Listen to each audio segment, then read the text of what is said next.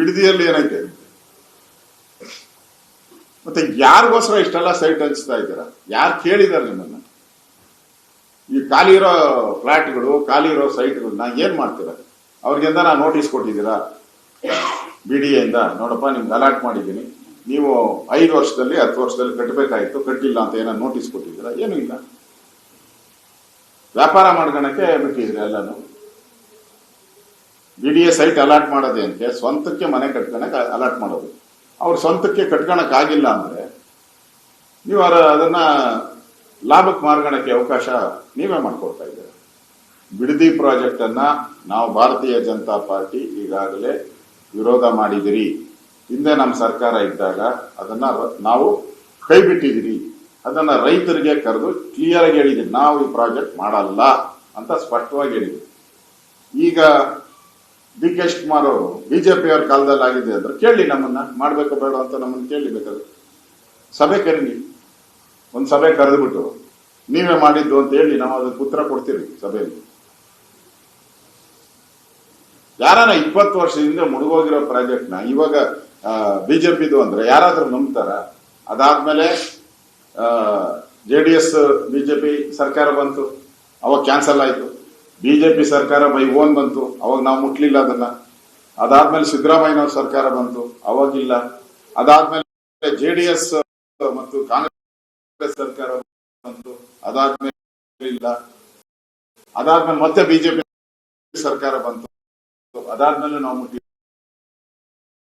ಇವರೇ ಮುಟ್ಟಕೋತವ್ರೆ. ಇವ್ರು ಯಾರು ಇಷ್ಟು ಸರ್ಕಾರ 4 ಸರ್ಕಾರಗಳು ಮುಟ್ಟದೇ ಇರೋ ಜಮೀನನ್ನ ನೀವ್ಯಾಕೆ ಹೋಗಿ ಮುಟ್ತಾ ಇದ್ದೀರಾ? ಸುಳ್ಳಿನ ಪ್ರಶ್ನೆನೇ ಬರಲ್ಲ ನಿಮ್ಗೆ. ಸಾಮಾಜಿಕ ಸಮೀಕ್ಷೆ ಅಂದ್ರೆ ಏನು? ಅವರ ಆರ್ಥಿಕ ಪರಿಸ್ಥಿತಿ ಕೇಳಬೇಕಪ್ಪ ಅಷ್ಟೇ. ಆರ್ಥಿಕ ಪರಿಸ್ಥಿತಿ ಹೆಂಗಿದೆ ನಿಮ್ದು ಕೇಳಬೇಕು. ಅದು ಬಿಟ್ಬಿಟ್ಟು ಆರ್ಥಿಕ ಪರಿಸ್ಥಿತಿ ಬಗ್ಗೆ 2-3 ಕ್ವಶನ್, ನಿಮ್ ಜಾತಿ ಬಗ್ಗೆ 100 ಕ್ವಶನ್, ನಿಮ್ ಧರ್ಮದ ಬಗ್ಗೆ ಪ್ರಶ್ನೆ, ಮತ್ತೆ ನಿಮ್ ಯಾರಾದ್ರೂ ಥ್ರೆಟ್ ಮಾಡಿದ್ರಾ ಅದ್ರ ಬಗ್ಗೆ ಪ್ರಶ್ನೆ. ಅದೆಲ್ಲ ಸಮೀಕ್ಷೆ ಯಾಕೆ ಏನ್ ಬೇಕಾದ್ರಲ್ಲ? ಅದಲ್ಲೆಲ್ಲ ಯಾಕೆ ಬೇಕಾಗಿದೆ? ಥ್ರೆಟ್ ಮಾಡಿರೋದೆಲ್ಲ ಬೇಕಾಗ್ತದ? ಅದು ಕಾನೂನು ಸಪರೇಟ್. ಅದು ಅಂದ್ರೆ ನಿಮ್ಗೆ ಈ ಸಮೀಕ್ಷೆ ಮುಖಾಂತರ ಈ ದಾಖಲೆಯನ್ನು ತಗೊಂಡು ನೀವೇನ್ ಮಾಡಕ್ ಹೊಡ್ತೀರಾ ಅದನ್ನ ಹೇಳ್ಬೇಕಲ್ಲ. ಈಗ ನಾವು ಈ ಸಮೀಕ್ಷೆ ಏನು ಸಾಮಾಜಿಕ ಆರ್ಥಿಕ ಸಂಸ್ಥೆಯನ್ನ ಮಾಡಿದ್ದೀರಿ. ನಾವು ಆರ್ಥಿಕ ತಾನೆ ಅದು ಏನಕ್ಕೋಸ್ಕರ ಮಾಡಿದ್ದೀರಾ?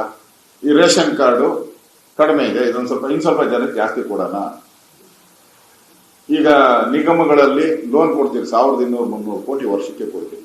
ಅಲ್ಲಿ ಇನ್ನೊಂದ್ ಸ್ವಲ್ಪ ಸಂಖ್ಯೆ ಜಾಸ್ತಿ ಮಾಡಿಕೊಂಡು ಇನ್ನೊಂದಷ್ಟು ಜನಕ್ಕೆ ಲೋನ್ ಕೊಡೋಣ.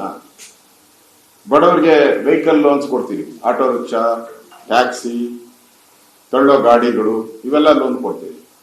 ಅದನ್ನ ಇನ್ನೊಂದ್ ಸ್ವಲ್ಪ ಜಾಸ್ತಿ ಮಾಡೋಣ. ಅದಕ್ಕೇನೋ ಮಾಡ್ತಾ ಇಲ್ಲ, ಏನೂ ಇಲ್ಲ. ಯಾಕಂದ್ರೆ ಅದೆಲ್ಲ ಕಡಿಮೆ ಮಾಡ್ಬಿಟ್ಟಿದ್ರೆ ಆಲ್ರೆಡಿ 50% ಕಡಿಮೆ ಮಾಡ್ಬಿಟ್ಟಿದ್ರೆ ದುಡ್ಡಿಲ್ದೆ.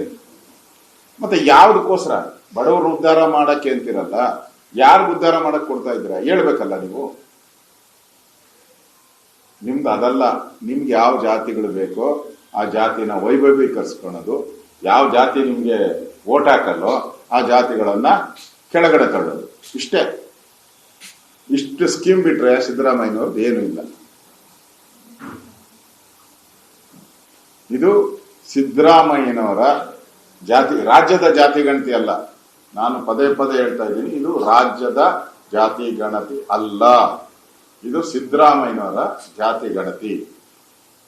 ಇದೆಲ್ಲ ಸಿದ್ದರಾಮಯ್ಯನವರ ಹೆಸರಿಗೆ ಅವರ ಅಧ್ಯಕ್ಷ ಅಷ್ಟೇ. ಅಲ್ಲಿ ಸಿದ್ದರಾಮಯ್ಯನ ಮನೆಯಲ್ಲೇ ತಯಾರಾಗ್ತದೆ ಈ ಜಾತಿ ಗಣತಿಯ ಪುಸ್ತಕ. ಸೈನ್ ಮಾತ್ರ ಅವ್ರು ಹಾಕ್ತಾರೆ ಅಷ್ಟೇ. ಅಧ್ಯಕ್ಷ ಸೈನ್ ಮಾತ್ರ ಅಧಿಕಾರ ಇರೋದು. ಯಾಕಂದ್ರೆ ಮೋಸರಿ ಅಧ್ಯಕ್ಷ ಸೈನ್ ಹಾಕ್ದಿರೋ ಓಡೋಗ್ಬಿಟ್ಟಿದ್ರು. ಜಾತಿ ಗಣತಿಗೆ ಸೈನ್ ಹಾಕ್ದಿರೋ ಓಡೋಗ್ಬಿಟ್ಟಿದ್ರು. ಅದು ಜಗಜ್ಜಾಹೀರಾತ ಆಗಿತ್ತು ಮಾಧ್ಯಮದಲ್ಲಿ. ಈಗ ಅಷ್ಟೇ, ಇದು ಸಿದ್ದರಾಮಯ್ಯ ಕೃಪಾಪೋಷಿತ ನಾಟಕ ಮಂಡಳಿ.